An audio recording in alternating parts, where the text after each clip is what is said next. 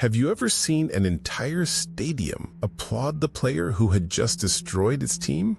It is one of football's rarest forms of respect, and Ronaldinho earned it inside the home of Barcelona's greatest rival. Real Madrid supporters had arrived wanting Barcelona to lose. Every touch from the visitors carried tension. Yet, before the match ended, rivalry briefly gave way to something more powerful: admiration. Samuel Eto'o scored first. Then Ronaldinho took control. Twice he attacked from the left, moved inside, and finished with the calm of a player who could already see the goal before everyone else. After his second goal, sections of the home crowd rose to applaud him. They were not celebrating Barcelona. They were acknowledging that they had witnessed a performance too beautiful to ignore. Ronaldinho smiled. It was the same open, almost childlike smile seen throughout his career, but behind it was a life shaped by family, grief, freedom, discipline, fame, and contradiction. He became a world champion, a Ballon d'Or winner, and a European champion. He helped awaken Barcelona and performed movements that appeared to ignore the normal limits of football. Then, while still young enough to dominate for many more years, his time at the very top began to disappear. The freedom that made him extraordinary seemed difficult to contain inside a long, disciplined career. Was Ronaldinho's career too short, or are we measuring the wrong thing? To understand what he truly gave football, we must return to a boy, a ball, and a neighborhood in southern Brazil. Ronaldo de Assis Moreira was born on March 21st, 1980, in Porto Alegre. The nickname Ronaldinho came because he was younger and smaller than many of the boys playing around him. Football already lived inside the family. His father, João, worked at a shipyard and also held jobs connected to Grêmio. His mother, Miguelina, sold cosmetics and later trained as a nurse. His older brother, Roberto Assis, was a talented footballer. To the young Ronaldinho, Roberto was the first star close enough to watch, follow, and copy. When Roberto earned a professional opportunity with Grêmio, football helped improve the family's circumstances. It appeared that years of uncertainty were beginning to open into a safer future. Then, tragedy entered the new home. When Ronaldinho was still a child, his father suffered a fatal medical emergency in the family swimming pool. Ronaldinho was too young to understand how completely a life can change in one moment. His father had been part of every ordinary day. Suddenly, he was gone. Roberto became more than an older brother. He became a protector, a father figure, and years later, the person who helped guide Ronaldinho's professional career. The memory of João remained connected to football. Ronaldinho later spoke about his father's belief in him, a belief formed long before stadiums and trophies gave anyone else a reason to believe. The ball was rarely far from his feet. It followed him through streets, small pitches, and indoor courts, turning ordinary spaces into places where imagination could be practiced. Futsal became especially important. It is a five-a-side form of football played on a smaller court, where the ball arrives quickly and space disappears almost immediately. On that smaller court, a player must think, turn, and react before an opponent can close the gap. Ronaldinho learned that tight space did not have to become a prison. It could become a stage. His close control, sudden changes of direction, and habit of using the sole of his foot all grew inside this demanding environment. Even as a child, he did not treat football only as a contest. The game was also a conversation between his imagination and the ball. That relationship would become the recurring image of his life: the ball at his feet, pressure around him, and a smile suggesting he had discovered a private way out. Ronaldinho entered Grêmio's youth system while still young. Natural ability now met organized training, schedules, and coaches who expected talent to become repeatable performance. Coaches could teach positioning, fitness, and teamwork, but some parts of Ronaldinho's game seemed to arrive from somewhere less structured. He saw passes before defenders recognized the danger. He allowed an opponent to move close, then removed the ball at the final possible instant. One signature move was the elastico. With the same foot, he pushed the ball outward and instantly snapped it back in the opposite direction. To a defender, it could look as though the ball had changed its mind.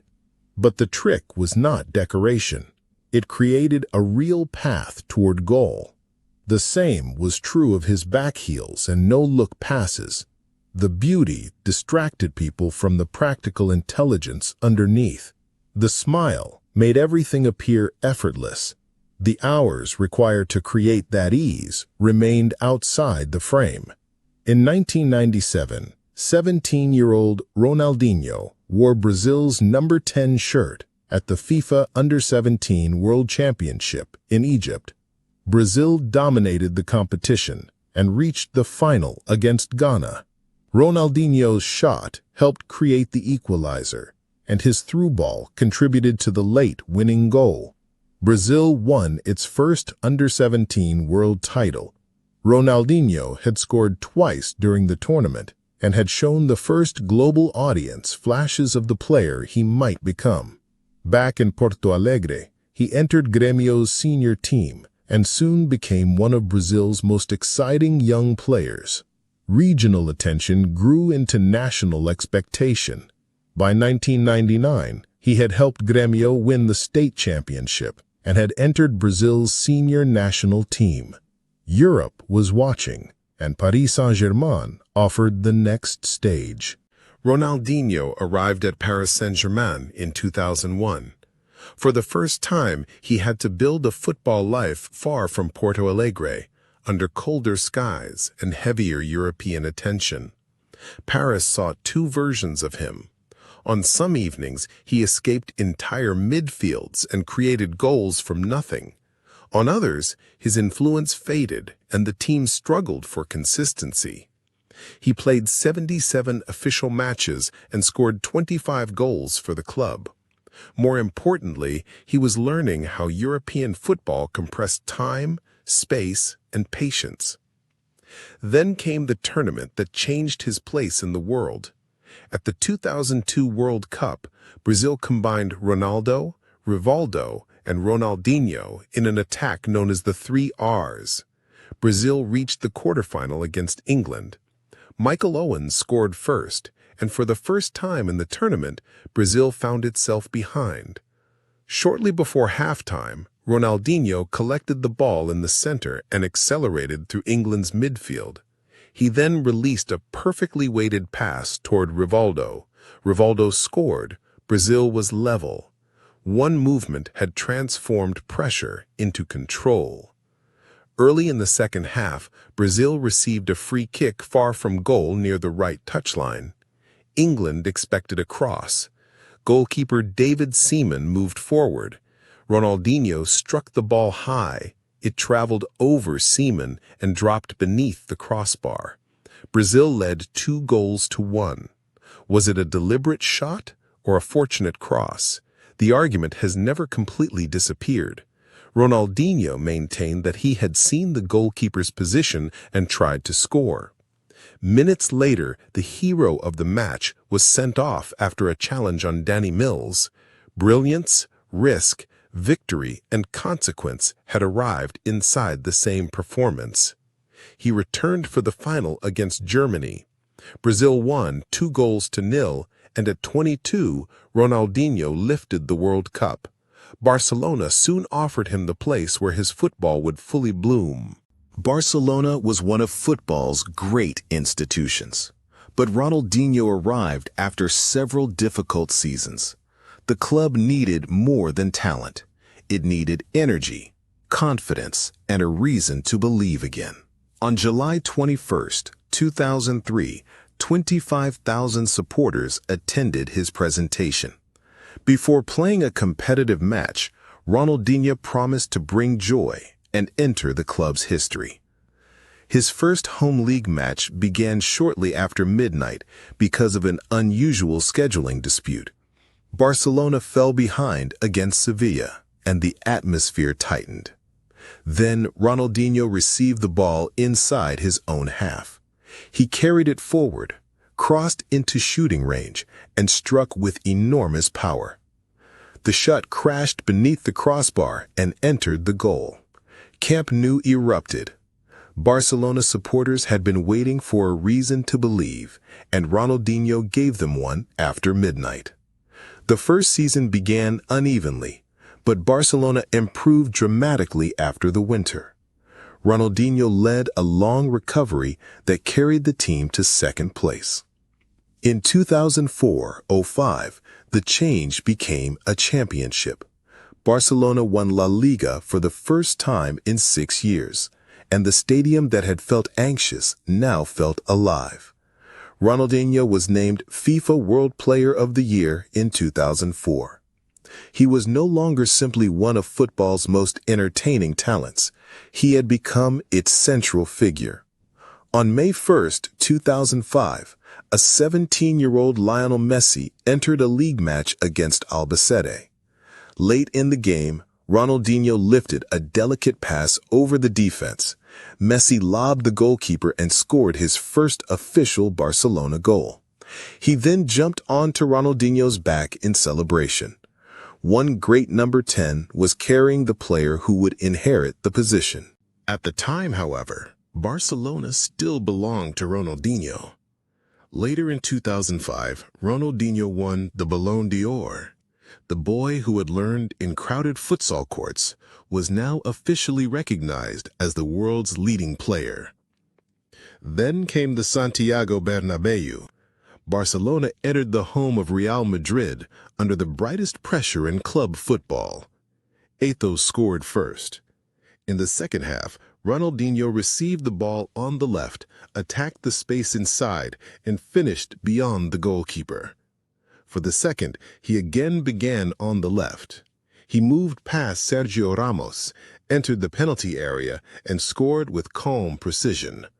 Barcelona led 3-0. Then the home supporters stood and applauded. Ronaldinho had crossed the line separating an opponent from an artist. Barcelona retained the league title that season. Ronaldinho's team had moved from recovery to dominance. But one European challenge remained. The 2006 Champions League final was played in Paris, the city where Ronaldinho's European journey had begun. Arsenal scored first, but Barcelona recovered. Goals from Samuel Eto'o and Giuliano Belletti gave Barcelona a 2-1 victory. Ronaldinho was a European champion. He had become a world champion, a Ballon d'Or winner, and the creative leader of a restored Barcelona. He had reached the top. But success had multiplied every expectation around him. Brazil entered the 2006 World Cup as the favorite. The squad contained Ronaldinho, Ronaldo, Kaká, Adriano, Roberto Carlos, and Cafu. On paper, it appeared too talented to fail. But football does not reward names on a team sheet. It rewards the performance produced after the whistle. In the quarterfinal, France controlled the match through Zinedine Zidane and won 1-0. Brazil's defense of the World Cup ended quietly. Ronaldinho left Germany without scoring. The player expected to dominate the tournament had never fully found his Barcelona rhythm. The magic did not disappear immediately.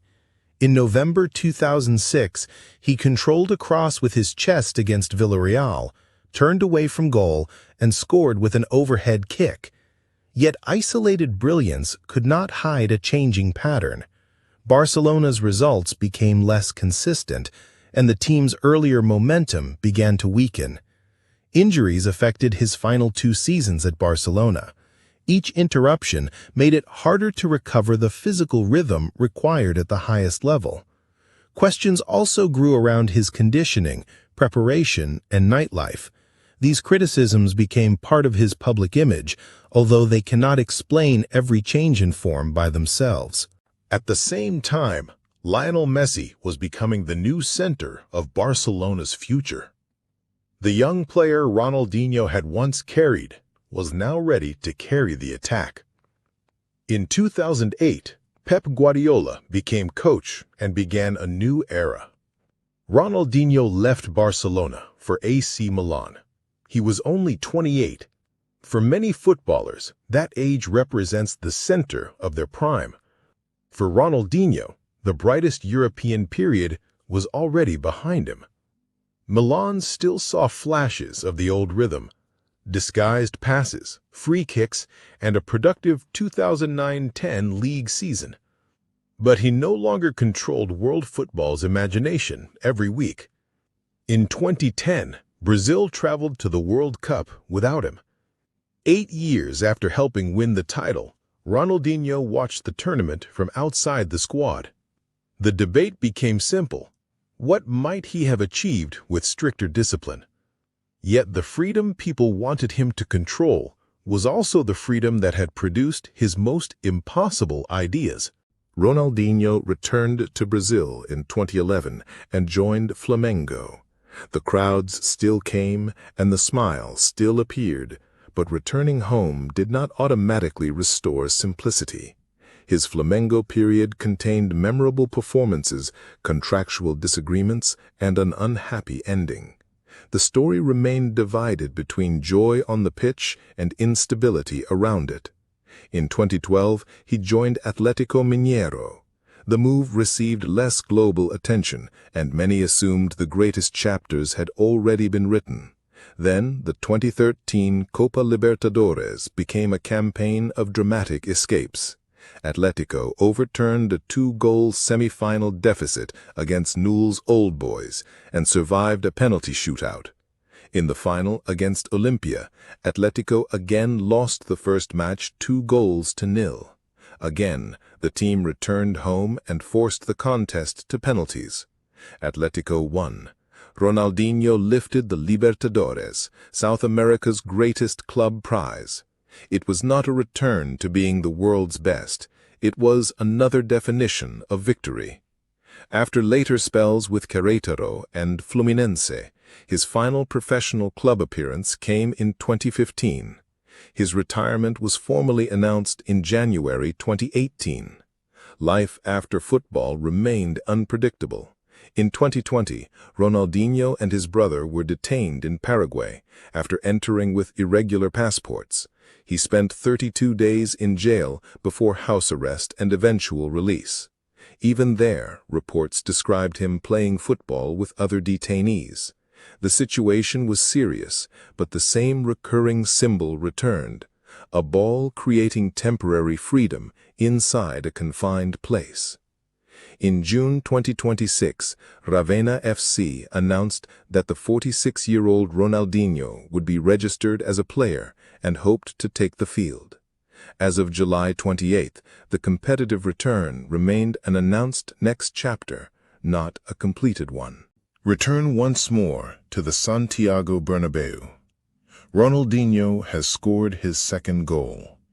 Rival supporters stand. He looks toward them and smiles. Football is organized around results. Goals, leagues, cups, and records matter. Players sacrifice entire lives for achievements that can be counted. But people do not love football only because somebody wins. They love the moments when a player shows them something they did not know the game could contain. A pass no one else can see. A touch that removes 2 defenders. A free kick taken before the goalkeeper understands the danger. A backheel chosen when the safe pass would be easier. Ronaldinho's peak did not last as long as the peaks of some other legends. He did not maintain perfect discipline, escape controversy, or fulfill every possible version of his talent. But what truly happened remains extraordinary. He won the World Cup, the Champions League, the Copa Libertadores, and the Ballon d'Or. He helped restore Barcelona and assisted Lionel Messi's first official goal. Some careers resemble monuments, controlled, durable, and designed to stand for generations. Ronaldinho's greatest years felt more like a festival, bright, imperfect, and impossible to forget. His story does not tell us to choose joy instead of discipline. It tells us to protect joy while building the strength required to carry it for as long as possible. Somewhere in Porto Alegre, a small boy once played because the ball made him happy. He could not know that children across the world would one day copy his movements. For a few extraordinary years, the entire world could feel that happiness. Ronaldinho reminded football that competition could remain beautiful, and that the greatest legacy is sometimes not a record, but a feeling.